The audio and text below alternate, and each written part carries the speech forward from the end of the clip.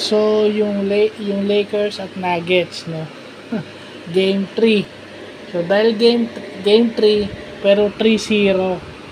3-0, tatlo na yung panalo ng Nuggets, wala pa yung Lakers. So again, nasa 3-0 hole na naman itong Lakers. Last year ganun din. 3-0 din.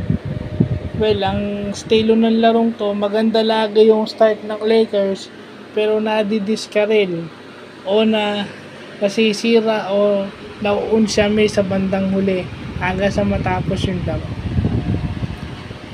Parang hinahayaan lang sila ng Denver, no?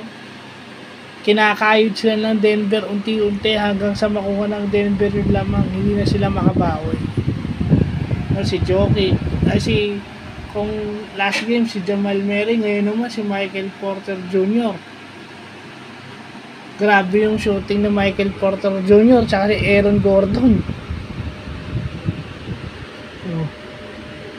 Yun, si Jokic yung isa, pero yung mga kakampi niya is tinutulungan siya talaga. Kumbinsido silang talunin tong Lakers na to.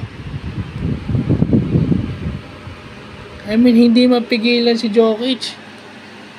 I wonder why, bakit parang nahihirapan si Anthony Davis na i-contain ditong si Jokic, lalo na sa second half, which is yung karamihan ng damage si Jokic nagagawa niya sa laro second half.